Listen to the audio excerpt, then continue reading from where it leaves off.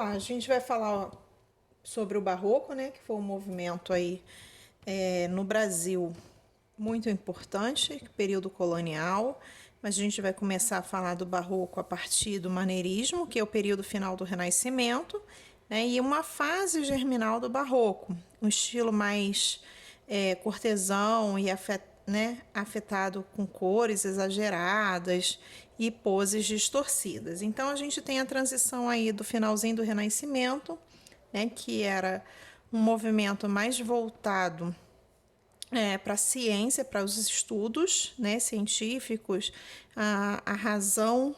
E aí a gente tem aí o Barroco, que acontece em Roma, né, na Itália, lá em Roma, no século XVII, né, e o Barroco significa pérola imperfeita.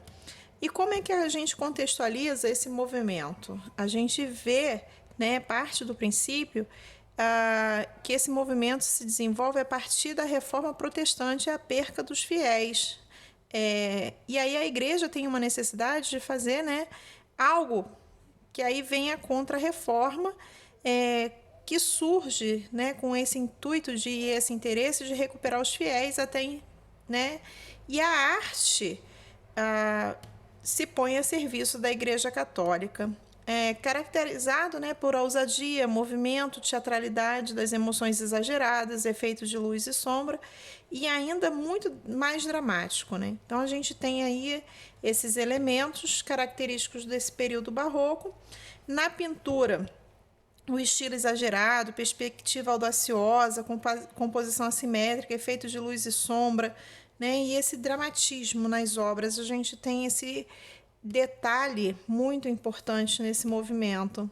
As esculturas são dotadas de movimentos, de dinamismo, excesso de decoração, dobra nas vestes, né? Uma emoção muito importante nessa composição das esculturas. Elas são bem próximas à realidade, né? Trazendo uma emoção aflorada. A técnica na pintura chamada chiaroscuro, né? Tenta representar no desenho e na pintura sombras mais definidas, simulando o volume, conferindo maior realismo à obra, né?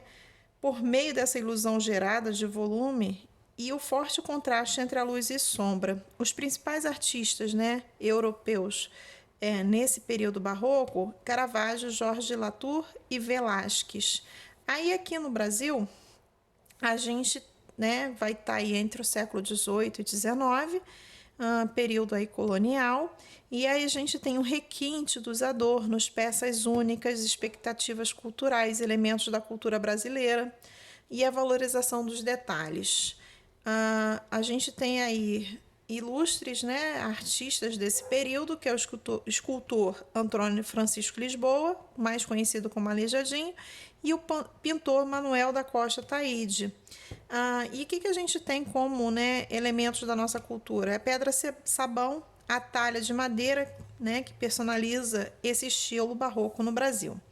Então, a gente viu aí essas características, a gente viu que a religião, né, e utiliza a arte para expressar suas ideias. As obras de arte como um todo são influenciadas pela religião católica, né, que esse catolicismo ele vai entender, né, que ele precisa resgatar o interesse, recuperar esses fiéis que estão fora da igreja devido à reforma protestante, e aí essa arte é totalmente voltada para a religiosidade. Então a gente falou um pouquinho aqui sobre o barroco.